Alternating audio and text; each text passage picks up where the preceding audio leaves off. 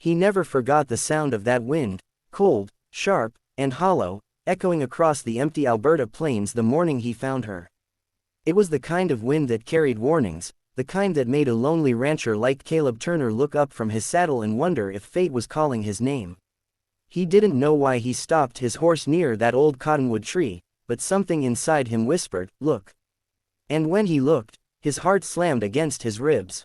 A young Apache girl, no older than 13, hung by her wrists from a thick branch, barely conscious, her feet scraping helplessly against the bark.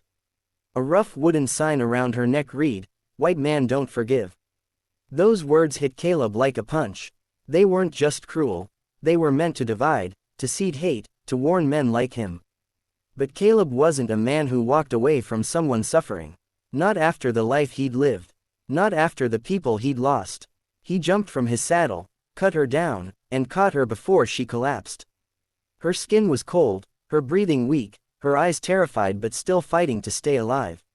She didn't speak English well, but she whispered one word, trembling, "Please." Caleb wrapped her in his coat, trying to warm the shaking girl as the wind howled around them. He didn't know her story yet. He didn't know who had put her there or why. He only knew he couldn't let her die on his land.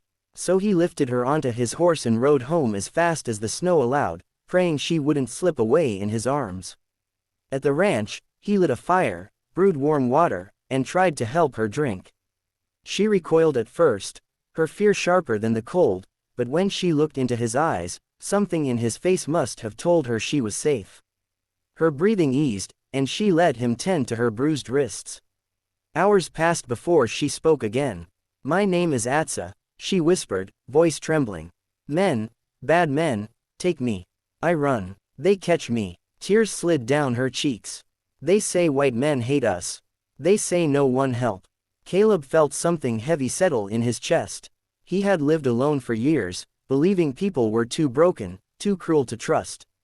But seeing this child, hurt, scared, abandoned with a message meant to ignite hatred, made something inside him crack open. "Not all white men hate," he said softly. "And not everyone who hurts you speaks for all of us." Atsa didn't trust his words right away. She woke up crying more than once. She panicked when the door creaked. She froze whenever he approached with something in his hand. Trauma lived deep in her bones, and healing came slow. But Caleb didn't push. He gave her space, warmth, food, silence when she needed it, and stories when she couldn't sleep. Slowly, she began to smile. Slowly, she began to sit by the fire instead of hiding behind the table. Slowly, she stopped expecting every noise to bring danger. But peace never lasts long on lonely prairies. A week later, hoofbeats thundered toward the ranch. 3 men, rough faces, cruel eyes, rode up and demanded Caleb hand over the runaway girl. They claimed they found her trespassing and were teaching her a lesson. Caleb saw the truth in their eyes. They wanted to break what little hope she had left. "She's not going anywhere with you," Caleb said, standing in the doorway. The men spat insults, threatened him, mocked him for standing up for an indigenous child. But Caleb refused to move. He had spent too many years running from responsibility, too many years letting the world be hard. Not this time, not this girl, not on his land. The confrontation stretched long and tense, the winter wind swirling dust around their boots. Then, as Atsa peeked from behind the window, one man reached for his gun. Caleb stepped forward, voice steady. "Take one more step," he warned, "and you'll answer for it." Something in his tone, unshaken, ready, fearless, made the men back down. They left with threats on their tongues, but they left. When the sound of their horses faded, Atsa came out slowly, her eyes wide with worry. "Why you do this?" she whispered. "Why help me?" Caleb looked at her, really looked at her, the girl who had survived hate, who still woke up afraid, who didn't understand kindness because the world had shown her so little of it. "Because someone should have helped my sister," he said quietly. "But no one did. I won't repeat that mistake." Atsa's small hand slipped into his, her fingers shaking. And for the first time, Caleb felt something warm bloom in his chest, a feeling he hadn't felt in years, something like purpose. Something like family. The weeks that followed changed them both.